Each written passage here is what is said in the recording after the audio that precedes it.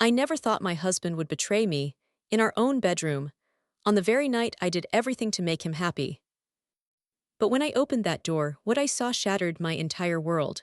My heart stopped, my hands went numb, and in that moment I realized the man I loved was nothing but a liar. I always thought we had the perfect marriage. Emma and Jake ***, the couple everyone admired.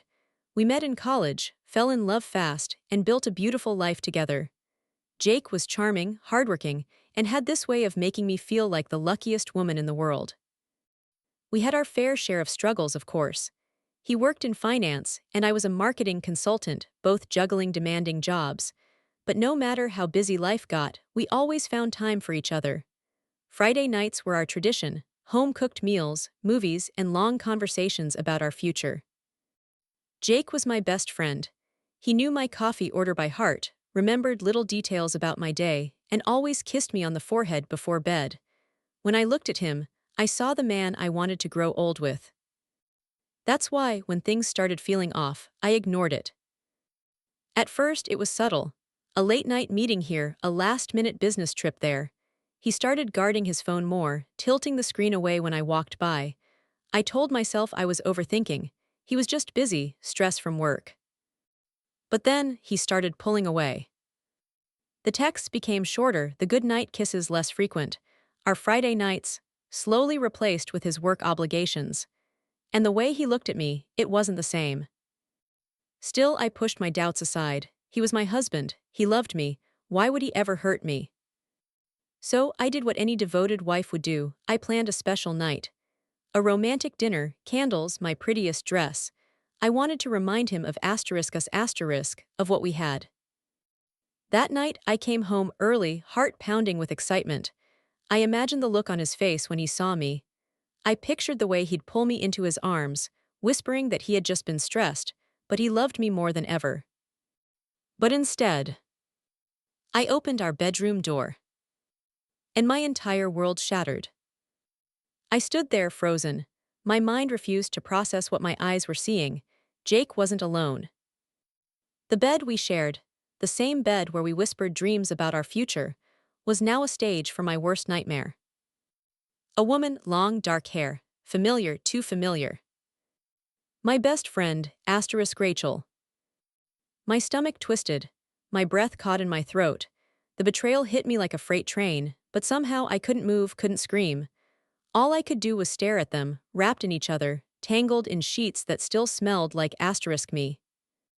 Then Jake saw me. His face drained of color. "Emma," he started, scrambling off the bed, but I was already backing away. My pulse pounded in my ears. Rachel's eyes went wide. She clutched the blanket around her like it would somehow protect her from the wreckage she'd just caused. "It's not what it looks like," she stammered. "Not what it looks like." A bitter laugh bubbled up inside me, threatening to spill out. Was that the best they could come up with? I turned on my heel and ran, out of the room, out of the house, out of the life I thought I had. And I had ignored them. I replayed every moment in my head, the late nights at work, the whispers between them, the way Rachel had suddenly started canceling our brunch dates, claiming she was busy, the way Jake flinched when I mentioned her name. I had been blind. I thought about the business trips, the sudden change in his cologne, the way he had started pulling away from me, how he used to hold my hand absent-mindedly when we watched TV, but now he sat on the far side of the couch, scrolling through his phone. I had felt the shift. I had known something was wrong. And yet, I had convinced myself otherwise. I had trusted him, trusted her. And now here I was, alone, betrayed, humiliated. I wasn't even angry, not yet. No, I was something far more dangerous. I was calculating. Because if Jake thought he could get away with this, if Rachel thought she could steal my husband and walk away unscathed, they had no idea what was coming. I spent the next few days in a fog, numb, detached, running on autopilot. I didn't cry. I didn't scream. Instead, I planned. Jake and Rachel thought they had won, that I would simply disappear, lick my wounds, and let them live happily ever after. They had no idea who they were dealing with. But before I could execute my revenge, something unexpected happened. I met him. His name was Liam. It started as an accident, or maybe fate. I had been drowning my sorrows at a quiet little bar across town, sipping on whiskey, replaying the betrayal in my mind. That's when Liam slid onto the stool next to me. Tall, dark, confident, the kind of man who could command a room without saying a word. "Rough night?" he asked, his voice smooth like silk. I let out a dry laugh. You could say that. He didn't pry, just ordered me another drink and clinked his glass against mine. To fresh starts. I should have walked away. I should have kept my focus on Jake and Rachel, on making them pay for what they did. But Liam was intoxicating. The way he looked at me, like I was the most desirable woman in the room, like I wasn't just Jake's discarded wife. One drink turned into two. Two turned into a lingering touch on my arm, a whispered joke that sent shivers down my spine. I knew I was playing with fire. But after everything Jake had done, after all the nights I had spent doubting myself, questioning my worth, I wanted to burn. Liam wasn't just a distraction, he was dangerous in all the right ways. He had this edge, this recklessness that made me feel alive again. He wasn't careful with me, he wasn't walking on eggshells like my friends had been, afraid I might shatter. No, Liam took what he wanted. And I let him. Our nights together were wild, electric, nothing like the comfortable routine I had with Jake. Liam didn't just kiss me, he devoured me. He didn't just hold me, he owned me. And I let him, over and over again. Because in his arms, I wasn't the heartbroken wife. I wasn't the betrayed best friend. I was someone new. Liam wasn't just some random guy. He knew Jake. Not as a friend, not as a coworker. As a *** rival. And that's when I realized. This wasn't just a rebound. This was ** war. I should have known things wouldn't stay simple. At first, being with Liam felt like taking back control. Every touch, every whispered promise, every stolen night felt like a slap in Jake's face, even if he didn't know about it yet. But secrets don't stay hidden forever.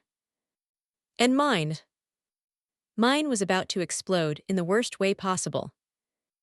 It happened at a high-end charity gala, the kind of event Jake thrived in: handshakes, fake smiles, networking with men who had money and women who had secrets. Rachel was there, of course, draped on Jake's arm like she belonged there, like she wasn't just the woman who had stabbed me in the back.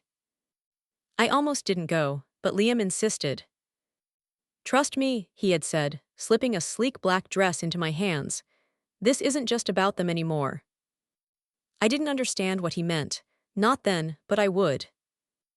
And I would regret ever stepping foot inside that room. The moment I walked in, heads turned. Not just because I looked good, I knew I did. The dress hugged me in all the right places, my confidence sharpened by the knowledge that I wasn't the weak, humiliated wife anymore. But that wasn't the real reason. The real reason. Because I was on Liam's arm. Jake's eyes locked onto me instantly, his expression unreadable, but I knew him too well. That clenched jaw, that tightening grip around Rachel's waist. He was furious. Good. Rachel had the nerve to smirk, like she had won some twisted competition. But her victory was short-lived, because that's when she saw who I was with. The smirk vanished, her entire body went stiff. Jake finally spoke, his voice strained. "Liam." Liam smiled, calm, composed, like this wasn't a game of chess that had just reached checkmate. "Jake." The tension in the room could have cracked glass. Rachel grabbed Jake's arm. "What is he doing here?" And that's when it hit me. They knew each other. Not just knew each other, hated each other.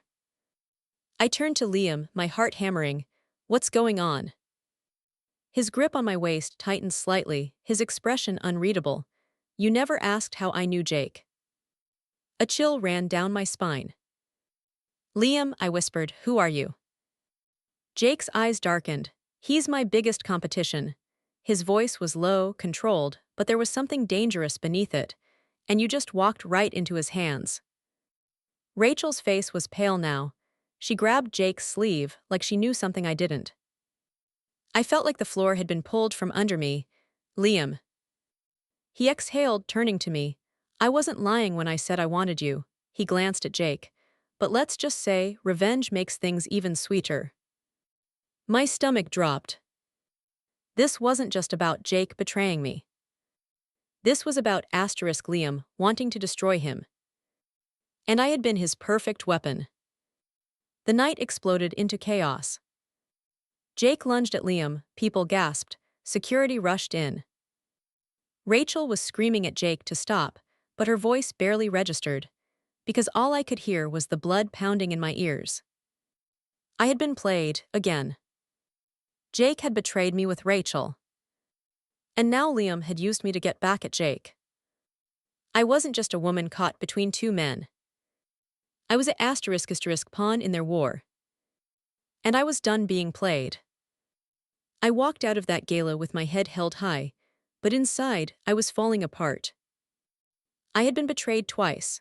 First by Jake, the man who swore to love me forever. Then by Liam, the man who made me believe I was taking back control, when in reality, I had just been a pawn in his revenge. But if they thought I was going to break, they were dead wrong. I was done being the victim. The days that followed were a blur of whispers, messages, and confrontation. Jake tried calling, dozens of times. I ignored every single one. Rachel sent me a pathetic apology text. I never meant for this to happen. I hope one day you'll forgive me. I laughed out loud. Forgiveness. She expected * forgiveness. I deleted the message without replying. But Liam. Liam was different. He didn't apologize. He didn't beg for another chance. Instead, he showed up at my apartment. I never meant to hurt you, he said, standing in my doorway, looking genuinely conflicted for the first time since I met him. I folded my arms, keeping my expression cold. You didn't hurt me, Liam. You just reminded me that men only see women as tools for their own agendas. He sighed, rubbing the back of his neck. Jake deserved everything I did to him, and you deserved better than him. That's real, Emma, what we had. Was built on lies, I cut in. You didn't want me, you wanted revenge, and you used me to get it. Liam stepped closer, lowering his voice. You think I used you? Emma, I wanted you from the moment I saw you. Maybe it started as a game, but somewhere along the way, I stopped playing. I wanted to believe him. God, I wanted too, but how could I? I don't know what's worse, I whispered. That you used me for revenge, or that I actually fell for it. His jaw tensed, his hands clenching into fists like he wanted to say more. But he didn't. He just nodded, taking a step back. I won't ask for another chance, he said finally. But I hope you realize one day that you were never a pawn, Emma. You were always the queen. And with that, he walked away. Jake and Rachel didn't last. Apparently, once the thrill of sneaking around was gone, so was the spark.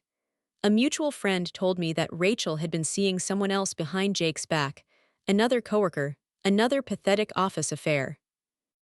I should have felt satisfied. I should have laughed at the irony. But honestly, I didn't care anymore. Jake lost his job a few months later, something about an internal investigation into unethical dealings. Liam, of course, had his hands all over that. He had destroyed Jake completely. And me. I walked away from both of them. I rebuilt myself step by step, not for revenge, not for anyone else. But for me. And this time, I wasn't waiting for a man to save me. I was saving myself. It took time, months, really, before I finally felt like myself again. At first, I thought healing would come from revenge.